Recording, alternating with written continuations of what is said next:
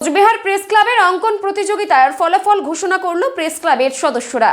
Cooch Behar press ক্লাবের অঙ্কন প্রতিযোগিতার ফলাফল ঘোষণা করল প্রেস ক্লাবের সদস্যরা। উল্লেখ্য, 12ই জানুয়ারি স্বামী বিবেকানন্দের জন্মদিনের দিন প্রতি বছরের মতো এবছরও অঙ্কন প্রতিযোগিতার উদ্যোগ নিয়েছিল কোচবিহার প্রেস ক্লাব।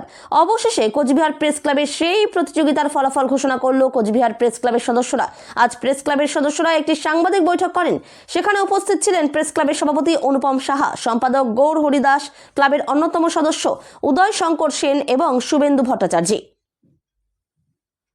এবং যারা প্রথম, দ্বিতীয়, তৃতীয় এবং সান্ত্বনা পুরস্কার পেয়েছেন বিভিন্ন বিভাগে তাদেরকে ফোন করে তাদেরকে জানিয়ে দেওয়া হবে এবং তারা অবশ্যই যেন উপস্থিত থাকেন। তারা তো থাকবেনই, পাশাপাশি আমরা সকলের কাছে অনুরোধ করব আগামী 23শে জানুয়ারি কোচবিহারের প্রেস ক্লাবের সরস্বতী পুজো উপলক্ষে সকলে উপস্থিত হন। সন্ধ্যায় সাংস্কৃতিক অনুষ্ঠানে সকলে আসুন, উপভোগ করুন, বাচ্চাদের নিয়ে আসুন, ভালো লাগবে। ধন্যবাদ। এবছরও কোচবিহার প্রেস ক্লাব স্বামী বিবেকানন্দর জন্মজয়ন্তী উপলক্ষে বসে আঁকো প্রতিযোগিতার আয়োজন করেছিল। জেলা জুড়ে প্রায় 650 প্রতিযোগিনী তারা কিন্তু অংশগ্রহণ করেছিলেন।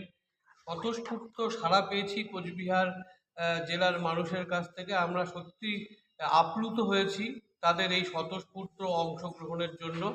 তো সকলকে অনেক অনেক ধন্যবাদ জানাই। আমরা ধন্যবাদ জানাই যারা আর্থিকভাবে আমাদের সাহায্য করেছেন।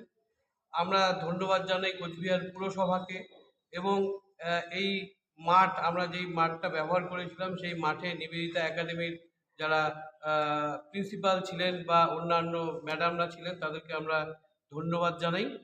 আমরা আশা করছি কোচবিহার জেলার মানুষরা যেভাবে আমাদেরকে এই বসে আঁকো প্রতিযোগিতায় সাহায্য সহযোগিতা করেছেন, আগামী দিনেও তারা কোচবিহার প্রেস ক্লাবের পাশে থাকবেন এই কামনা করছি।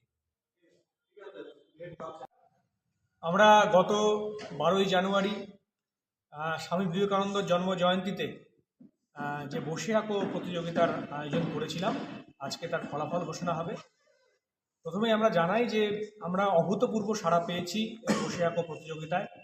প্রায় 650 প্রতিযোগী এই প্রতিযোগিতার জন্য আবেদন করেছিল এবং 500রও বেশি তারা উপস্থিত হয়েছে এবং আরও অনেক মানুষ তারা ফোন করেছিল, কিন্তু সবার নাম আমরা নিতে পারিনি, কারণ আমাদের জায়গার যে সংকুলান সীমাবদ্ধতা থাকায় আমরা নিতে পারিনি। তাদের কাছে আমরা ক্ষমা প্রার্থী।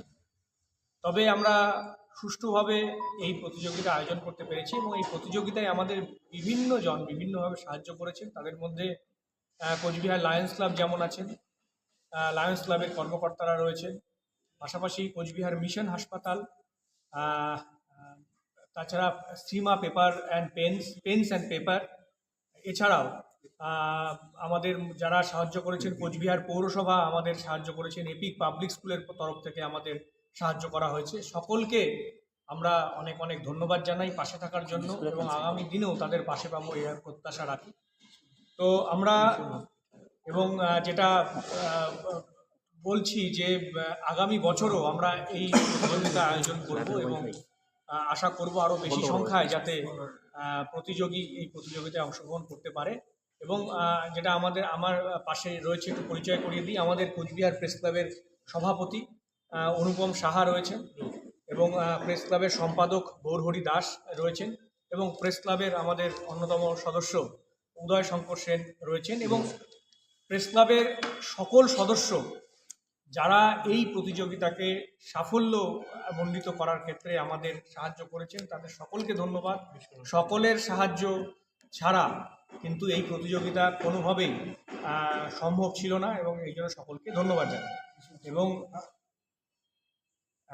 বিষয়টা হলো, আমরা যেটা প্রতিযোগিতা আমাদের 4টি বিভাগে ছিল।